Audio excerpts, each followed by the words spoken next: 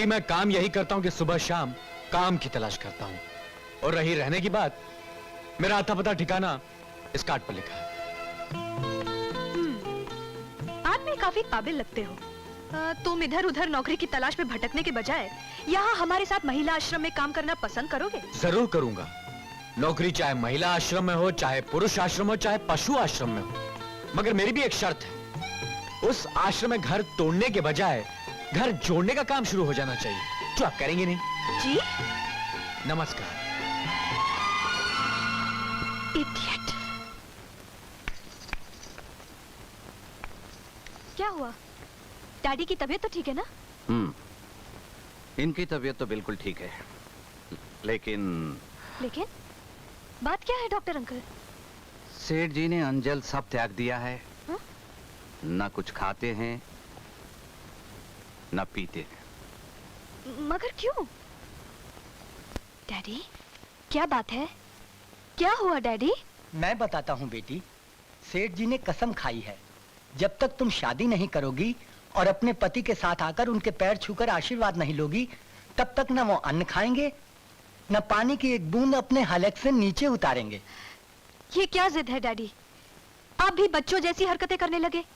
चलिए उठिए, खाना खा लीजिए। उठिए उठिए।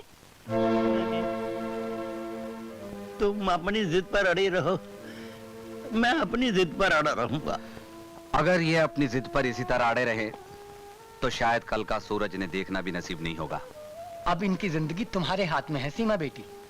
हाँ बीबी जी, आप अपनी जिद छोड़ दीजिए और शादी कर लीजिए। अरे कैसी बातें कर रहे हैं आप लोग? कहाँ से कर लूं शादी? लड़के कोई पेड़ पे उगते हैं या बाजार में बिकते हैं जो अभी खरीद कर ले आऊं? तो फिर ठीक है, मुझे मेरे हाल पर छोड़ दो। जब मैं मर जाऊंगा तो नौकर तुम्हें इत्तला कर देंगे। तुम अपने महिला आश्रम के उद्धार में लगी रहो, मुझे मरने दो। ठीक है डैडी, ठीक है। आप जीते, मैं हारी। मुझे आपकी शर्त मंजूर है। मैं शादी करने के लिए तैयार हूँ, मगर लड़का मैं खुद ढूंढूंगी। चंदा जी, डैडी को खाना खिलाओ। अभी लाई बेबी जी। अरे वो मारा पापड़ वाले को। अरे मुनीम, आज क्यों रहा है? मेरे पेट में चूहे कूद रहे हैं, जल्दी से खाना ला, नहीं तो चूहे तुम्हें खा जाएंगे। ला ला ला जल्दी जल्दी। अच्छा सेठ जी, अब मैं चलता हूँ। Doctor, thank you very much. कैसी एक्टिंग की है? कमाल की एक्टिंग की है। दिलीप कुमार ऐसी कर सकता बिल्कुल है? नहीं कर सकता। अगर करेगा तो भूखा मर जाएगा। इस वक्त तो मैं भूखा मर रहा हूँ। ला ला ला।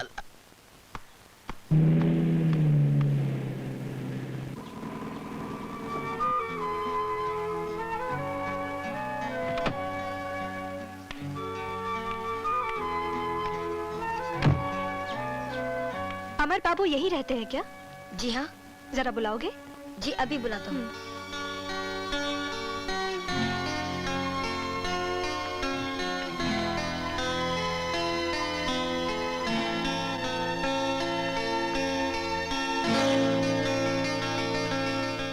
अरे आप, फरमाइए, क्या सेवा करूं आपकी? आपको नौकरी की तलाश है ना? हाँ, जिस तरह भूखे को रोटी की तलाश रहती है, उसी तरह आजकल के नौजवानों को नौकरी की तलाश रहती है। तो समझ लीजिए आपकी तलाश खत्म हो गई। मैंने आपके लिए एक बहुत ही खूबसूरत सी नौकरी तलाश कर ली है। मतलब वही महिला आश्रम की, घर तोड़ने वाली? जी बहुत बहुत शुक्रिया, थैंक यू। सुनिए, आप मेरी बात समझने की कोशिश कीजिए। ये दूसरी नौकरी है। अच्छी बात है, मैं अपने सर्टिफिकेट्स वगैरह लेकर आता हूं। नहीं नहीं, उसकी कोई जरूरत नहीं। आप मेरे साथ आइए।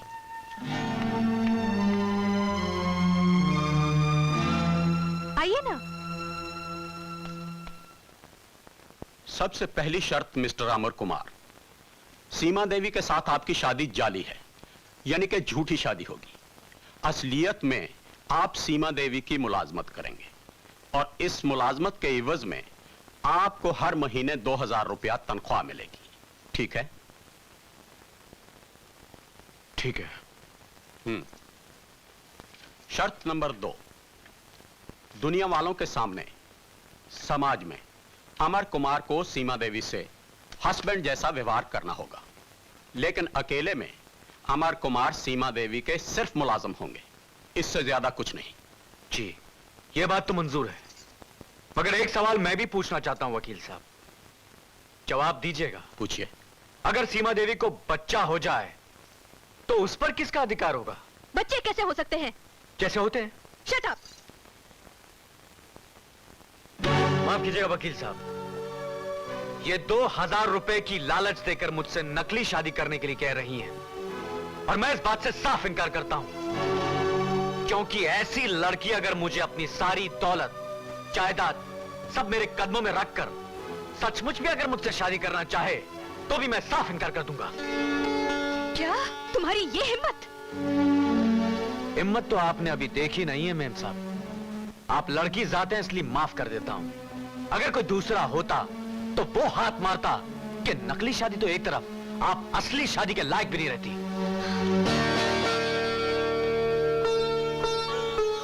डैडी?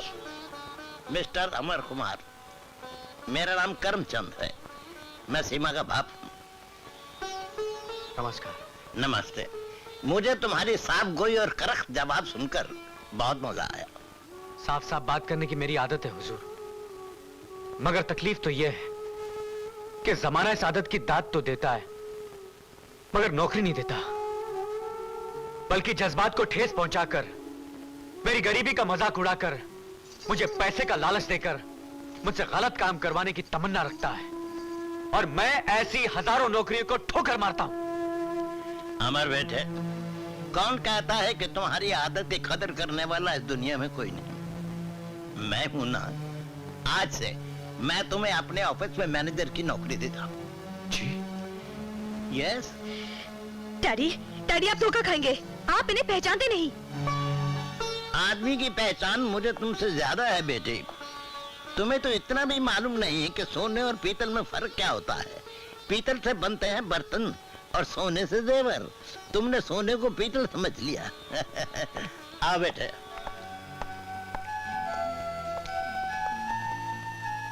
नमस्कार।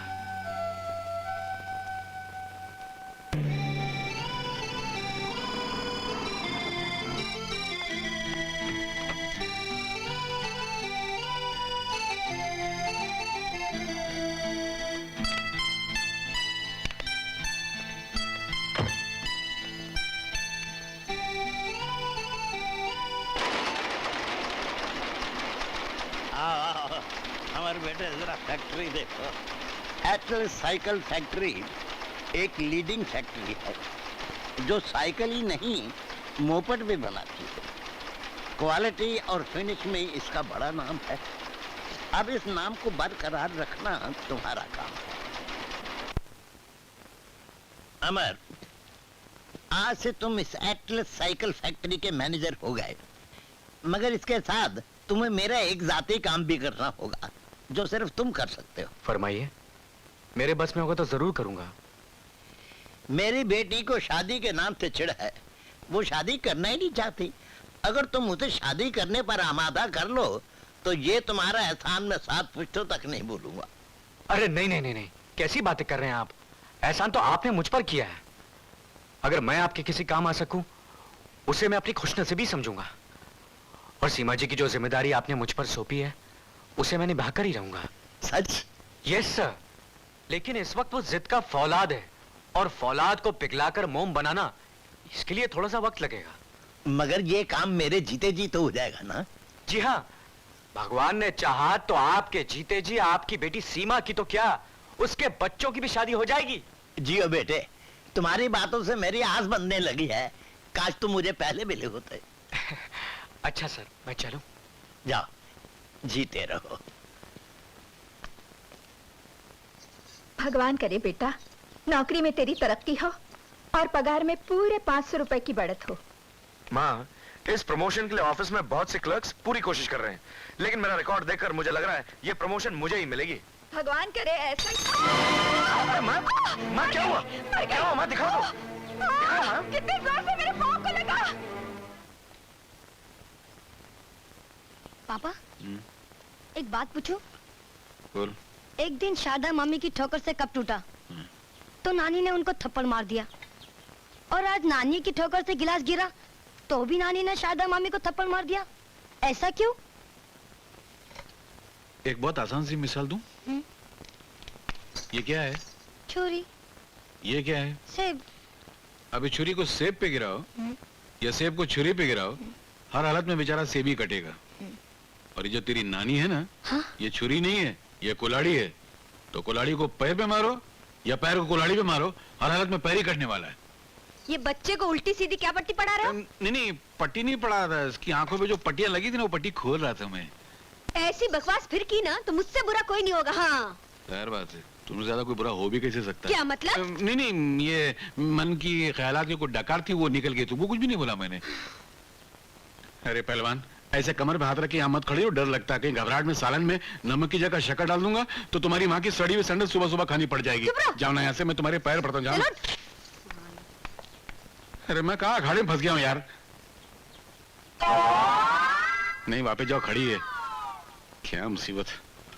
लेकिन पिताजी आप अमर से पूछकर तो देखिए, वो राजी होता है कि नहीं?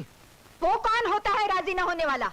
मैं जो कहती हूँ वही इस घर में होकर रहता है। अरे बाबा, हुज्जत करने से क्या फायदा? एक दफा उससे पूछ लेने में क्या बुराई है? अमर, जरा नीचे तो आना बेटे। पिताजी जो कुछ भी कहना है फौरन कह डालिए। आज मेरे ड्यूटी का पहला दिन है और मैं पहले ही दिन ऑफिस में लेट जाकर अपना रिकॉर्ड खराब करना नहीं चाहता। चलो मैं शॉर्टकट में बता देता हूँ। यहाँ के एक बहुत बड़े रईस है, सेठ द्वारका प्रसाद। उनकी इकलौती बेटी सोना के साथ मैं तेरी मुलाकात करवाना चाहता हूँ। किस सिलसिले में? तेरी शादी के सिलसिले में। ओह हाँ अमर, अगर तू ये रिश्ता मंजूर कर ले तो सेठ द्वारका प्रसाद की जायदाद का अकेला मालिक बन बैठेगा और साथ में वो 10 लाख नकद देने को भी तैयार है।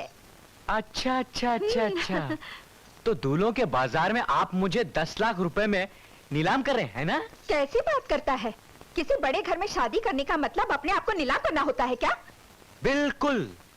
पहली बात तो यह है कि दहेज लेना पाप है और दूसरी ये कि बड़े घर का दामाद बनना जैसे टोपी को सर से उतार के पैरों में पहनना। और अगर मैं बिक गया ना तो मेरी भी वही हालत होगी जो आप लोगों ने बजरंगी भैया की है।